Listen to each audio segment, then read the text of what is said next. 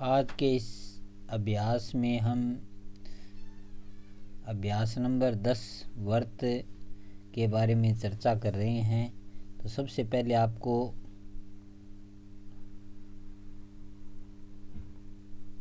वर्त की आकृति बताता हूँ। ये वर्त है, ये वर्त का केंद्र है। तो वर्त की परिभाषा क्या होगी आपको पता होना चाहिए। सबसे पहले तो वर्त की परिभाषा होती है, वर्त एक समतल में स्थित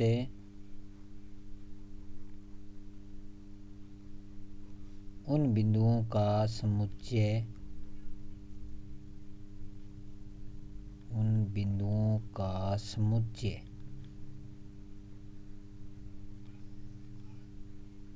होता है जो उस समतल में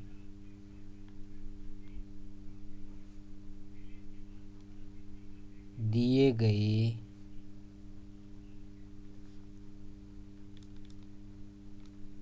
स्थिर बिंदु से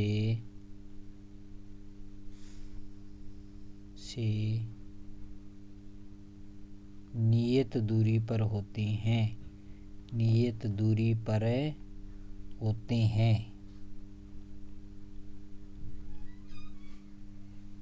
अब देखो, ये वर्त दे रखा है, ये वर्त का केंद्र है, ये बिंदुओं का समुच्चय है साइड, ठीक है। उन तो परिभाषा क्या है, वर्त एक समतल, जैसे ये समतल भाग है, इसमें उस बिंदुओं का समुच्चय होता है, यानी इसके ऊपर जितने भी बिंदु हैं उन सब का समुच्चय है, जो उस समतल में दिए गए स्थिर बिंदु से, ये दिया गया बिंदु है स्थिर यानी एक जगह टिका हुआ, नियत दूरी ये कहलाती है, ये नियत दूरी पर स्थित होते हैं, उसे क्या कहते हैं, हमें वर्त कहते हैं। अब देखो, सबसे पहले आपके पास इसमें अनेक छोटे छोटे प्रश्न हो सकते हैं, जैसे एक वर्त पर कितने बिंदु स्थित होते हैं, तो अनंत बिंदु होते हैं।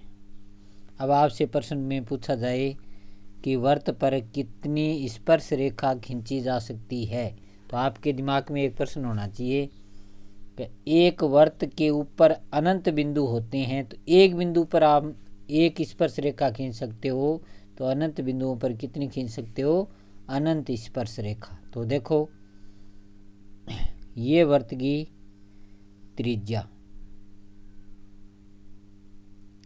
ये वर्त के ऊपर स्थित बिंदु है, इसके ऊपर हम स्पर्श रेखा खींचें, यानी वर्त को स्पर्श करती हुई जो रेखा खींची जाती है, जो कि त्रिज्या पर हमेशा क्या होती है, लंब होती है, यानी 90 डिग्री का कोण बनाती है।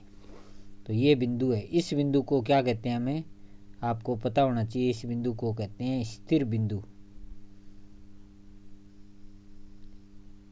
ठीक है। क्या कहते हैं, स्थिर बिंदु कहते हैं। अब देखो, एक जगह स्थिर है ये, और ये वर्त को स्पर्श करके गुजर रही है, तो इसी बिंदु को हम क्या कहते हैं, हमें स्पर्श बिंदु, स्पर्श बिंदु। तो स्पर्श बिंदु, ये स्पर्श रेखा, ये त्रिज्या, तो त्रिज्या स्पर्श रेखा पर क्या होती है, लंब होती है। तो प्रश्न बन गया कि एक वर्त पर कितनी स्पर्श रेखा खींची जा सकती है, तो एक वर्त पर अनंत स्पर्श रेखा खींची जा सकती है।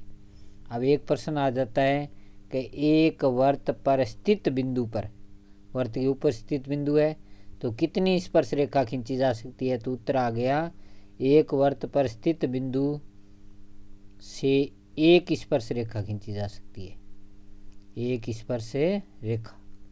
अब आपसे प्रश्न में पूछा जाए कि एक वर्त पर कितनी समांतर स्पर्श रेखा खींची जा सकती है, तो एक तो ये होगी, जैसे रेख ये होगी, तो कितनी खींच सकते हैं, हमें 2 समांतर रेखा।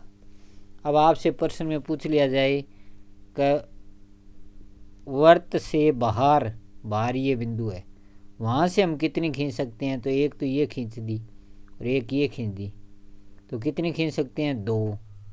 अरे आपसे ये इसमें ऐसे पूछ लिया जाए कि उन दोनों में संबंध क्या होता है, तो वे दोनों आपस में हमेशा समान होती है।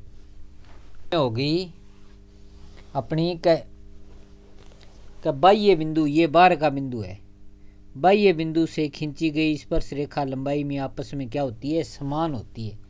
तो ये बाह्य बिंदु है, ये दोनों स्पर्श रेखा है, इन दोनों में संबंध क्या बताया मैंने आपको, ये दोनों स्पर्श रेखा लंबाई में क्या होती है, समान होती है। ठीक है, अब देखो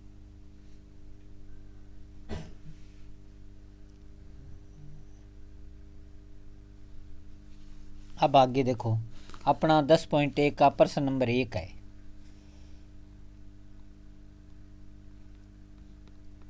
एक वर्त की कितनी स्पर्श रेखा हो सकती है, तो पहले का उत्तर क्या लिखूंगा मैं, एक वर्त की कितनी स्पर्श रेखा हो सकती है, तो वर्त की कितनी हो सकती है, अनंत हो सकती है। उत्तर क्या आ गया, अनंत। अब आपसे पूछा जाए क्यों, क्योंकि वर्त के ऊपर अनंत बिंदु होते हैं, तो प्रत्येक बिंदु पर एक खींच सकते हैं, तो अनंत बिंदुओं पर कितनी खींच सकते हैं हमें, अनंत स्पर्श रेखा। अब दूसरे का देखो, खाली स्थान दे रखा है अपने पास, कर किसी वर्त की स्पर्श रेखा उसे खाली स्थान बिंदुओं पर प्रतिच्छेद करती है। ये वर्त की स्पर्श रेखा तो कितने बिंदु पर स्पर्श कर रही है, ये एक बिंदु पर। उत्तर आ गया उसका खाली स्थान का, क्या आ गया, एक। आगे दूसरा खाली स्थान है अपने प्रश्न का, वर्त को दो बिंदुओं पर प्रतिच्छेद करने वाली, जैसे देखो ये वर्त है, दो बिंदु वर्त के ऊपर, जैसे एक बिंदु ये और एक ये, दो बिंदुओं को प्रतिच्छेद करने वाली रेखा। तो प्रतिच्छेद करने वाली रेखा जो छेद करती हुई बाहर निकलती है उसे क्या कहते हैं हमें, छेदक रेखा। एक बिंदु पर स्पर्श करेगी वो हो गई स्पर्श रेखा, दो बिंदुओं पर प्रतिच्छेद करेगी तो वो हो गई छेदक रेखा। ठीक है, अब तीसरा खाली स्थान है कि एक वर्त पर कितनी समांतर स्पर्श रेखा हो सकती है, तो एक वर्त ये रहा, समांतर कितनी, एक रेख है दो, तो उत्तर उसका खाली स्थान का आ गया दो। तीसरा हो गया अपना, चौथा है वर्त तथा स्पर्श रेखा के उभयनिष्ठ बिंदु, ये वर्त ये स्पर्श रेखा दोनों का उभयनिष्ठ बिंदु ये हो गया, तो इस बिंदु को बोलते हैं हम स्पर्श बिंदु। क्या बोलेंगे, स्पर्श बिंदु। ठीक है, अब देखो आगे, अब क्वेश्चन नंबर इस अभ्यास का तीसरा, 5 सेमी त्रिज्या वाले, जैसे ये वर्त है जिसकी त्रिज्या 5 सेमी है, त्रिज्या कितनी, 5 सेमी। 5 सेमी त्रिज्या वाले एक वर्त के बिंदु P पर स्पर्श रेखा, जैसे ये बिंदु P है, इसके ऊपर कोई स्पर्श रेखा खींची गई है, ये आ गई वर्त की स्पर्श रेखा PQ, ये P है और ये कौन सा बिंदु है, Q। आगे PQ केंद्र O से जाने वाली ये जो स्पर्श रेखा है वो केंद्र O, ये रहा O केंद्र, इस प्रकार मिलती है कि OQ12 यहाँ से लेकर यहाँ तक की लंबाई कितनी सेमी, 12 सेमी। तो PQ की लंबाई होगी, आपसे ये पूछा है, आपको पता है ये त्रिज्या है, त्रिज्या हमेशा स्पर्श रेखा पर क्या होती है, लंब होती है। तो आपको इस बात का पता होना चाहिए, इस वर्त की त्रिज्या कितनी दे रखी है अपने पास, 5 सेमी दे रखी है, कितने सेमी, 5 सेमी। ये 90 डिग्री का कोण है, तो इसके जस्ट सामने वाली भुजा क्या होगी, 90 डिग्री के जस्ट सामने वाली भुजा लंब कहलाती है। तो मैं सबसे पहले ऐसे लिखूंगा, त्रिभुज OPQ में कोण OPQ बराबर कितने डिग्री, 90 डिग्री। तो कौन सी प्रमेय लागू हो गई, पाइथागोरस प्रमेय से। आपसे इस प्रश्न में पूछा क्या है, ये कर्ण हो गया, ये आधार हो गया, लंब पूछ ली, क्योंकि ये त्रिज्या और ये स्पर्श रेखा, त्रिज्या हमेशा स्पर्श रेखा पर लंब होती है। तो सूत्र बन गया लंब की स्क्वायर बराबर सबसे बड़ी भुजा समकोण त्रिभुज में कर्ण होती है, ये सबसे बड़ी भुजा है। तो सबसे बड़ी भुजा में से शेष अन्य जो भुजा दे रखी है वो घटा देंगे, तो शेष भुजा हो गई आधार, आधार की स्क्वायर। तो लंब का है नाम पी क्यू, पी क्यू की स्क्वायर। कर्ण का है 12, 12 की स्क्वायर, माइनस आधार का है 5, 5 की स्क्वायर।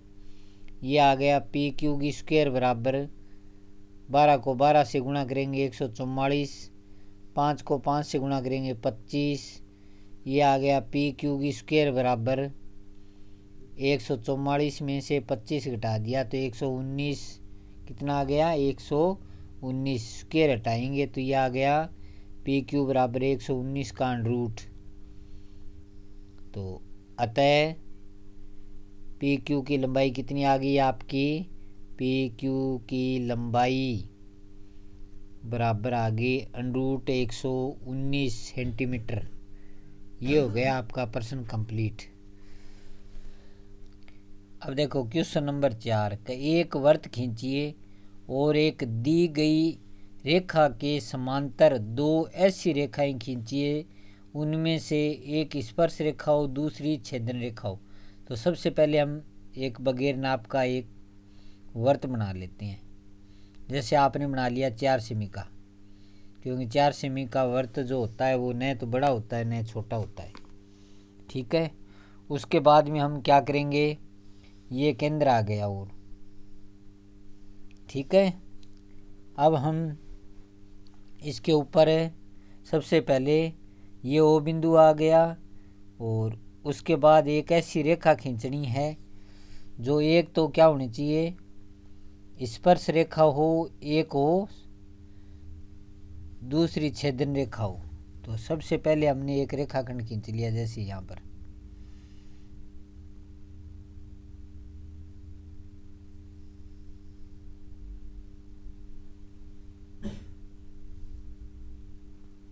पीर क्यू, ठीक है। फिर क्या करेंगे, हम यहाँ पर रखेंगे, देखो प्रकार की नोक रखेंगे ओ बिंदु पर, प्रकार को ऐसे घुमाएंगे, आप ऐसे कट लगा के ऐसे लगा दिया। फिर यहाँ प्रकार की नोक रखेंगे उतना ही खोल के, एक कट यहाँ लगा दिया और एक कट यहाँ से यहाँ लगा दिया और इसको मिला देंगे एकदम सीधा, ठीक है। अब क्या करेंगे, आपको ये बिंदु मिल गया, इस बिंदु पर है, ये आपको पता है त्रिज्या है।